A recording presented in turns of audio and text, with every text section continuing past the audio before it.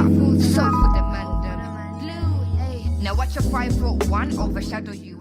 Hey, so what is up, YouTube world? It's me, yeah boy. I'm kidding. I really don't know what my username is or will be for now. Put in ideas. I'll take anything that isn't trash. Anyway, I'm just here to do my first music review of the year of 2017. Also, if you can't tell, like, this is one of my very first official, like, YouTube videos that I wasn't just playing around with, like, at, 12 in the morning, even though it's 12 in the morning right now. This is the first time I'm actually doing this, and I'm glad to be doing it, especially on a topic that I really love. I genuinely love music, and I've always talked to my friends about, doing music reviews and just being like, you know, why don't we have people like me reviewing music with other people like me? So I hope that this becomes an actual thing. If not, this will just be one YouTube video that'll be like unlisted that you'll never ever be able to find. Anyway, without further ado, here we go. Let me remove my glasses first. Also, I'm not trying to be like funny or anything more than I actually am. This is genuinely how I am in actual life. I'm very awkward, if you can't tell, and very cute. No, I'm very awkward and just, I don't know. If it makes you feel any better, I'm a Taurus, so that should make some sense. But without further ado, let's get on to this video. So, I don't know where to look. I'm just looking at myself in my laptop camera. Yeah, so I'm sorry if I keep looking at myself. I'm just checking out my makeup, it took a while to do.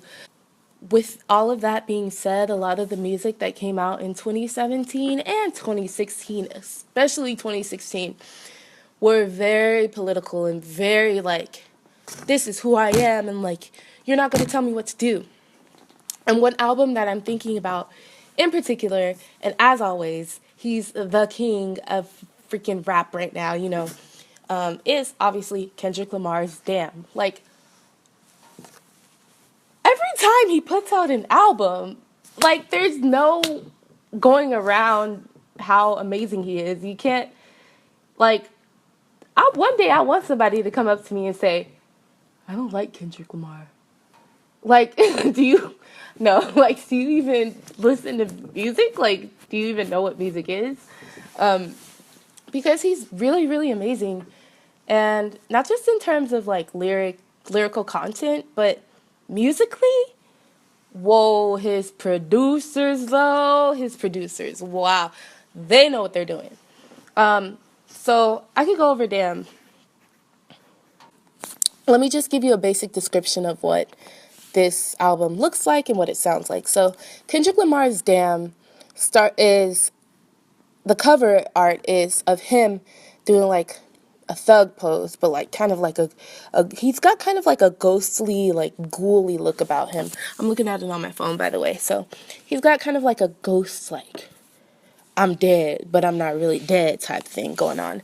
And he also has cornrows, which is like very emblematic of like black culture and where he stands. And if you haven't noticed also that around him, he's like surrounded by red bricks and he has a white shirt on and the words damn are all in red and then there's a period at the end. So when I first look at that, when I first see him in this form, I think definitely back to his like roots. I don't want to say, I can't really say, but his roots in the gang, that gang, or whatever you want to say, however you want to say it. Yeah, you can definitely think back to his roots, and it's obvious that, like, where he comes from when he's got so much red everywhere. And he's kind of doing like a zombie type thug deadish pose. I think I always love his minimalism. Like, I feel like Untitled Unmastered, that was a great album as well. It didn't get as much attention as it should have gotten, in my opinion. But, you know, the fact that it was like so, I feel like that album was just as powerful as To Pimp a Butterfly, in my opinion. Because even though, like, the cover art is just like this weird green thing, and then, like, tiny words at the bottom that say Untitled Unmastered, you know, that minimalism is exactly what we need. I feel like in times like these, simplicity, because everything is so complex. But Kendrick, I feel like, was making a statement with this new album, Damn, by coming in with the bold red and just like with the thug, ghoulish, like ghostly pose. He's like not giving any fucks, basically.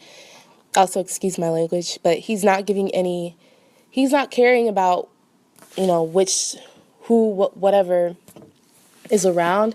He's just making his stance. He's just making his shit. Anyway, so the first song, also, sorry if my voice sounds kind of weird. I'm like really sick and like I have asthma, so I'm like breathing hard and but I really want to make this video. So it looks like one of the first songs on the album is called Blood. So that's once again going back to his roots, like referring to his roots. Yeah, and that's clearly drawing a line of where his upbringing is. Like, it's obvious that Kendrick Lamar is a blood, has always been a blood. Once you're a blood for life, at least from what I hear. So, yeah, but the first track is called Blood, the second track is called DNA, and I really love that kind of like, you know, figurative type of, you know, meshing with the words. Like, first, he starts off with blood, and then he starts off with DNA. So blood can mean many things. It can be in reference to the gang that he's in. It can be a reference to whatever, like, families type thing that he's got going on.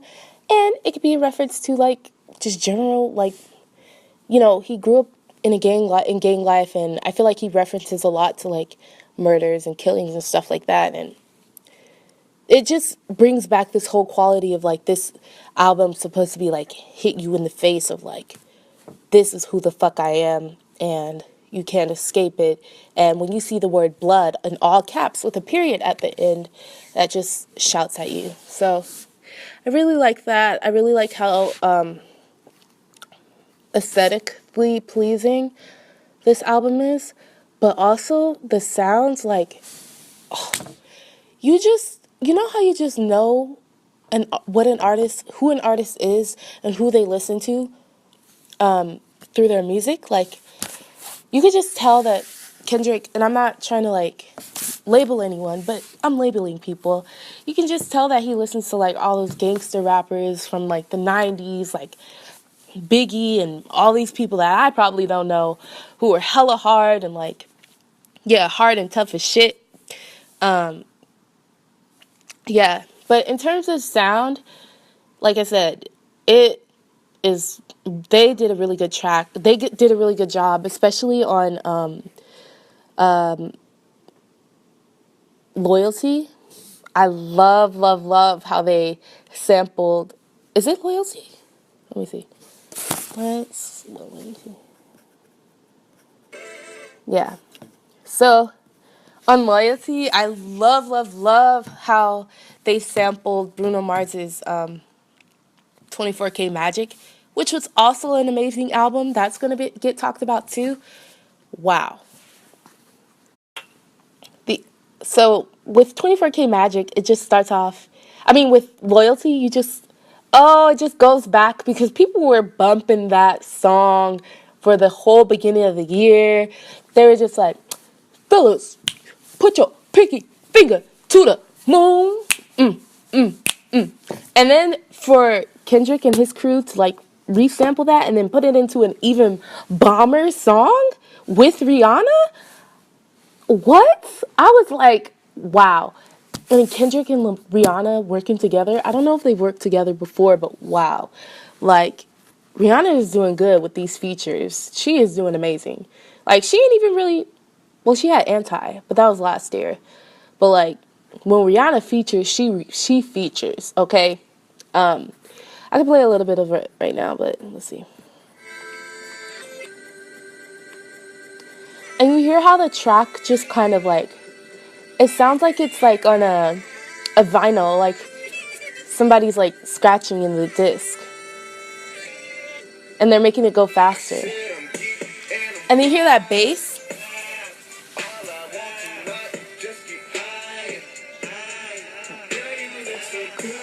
To die for. Ooh, that good is to die for.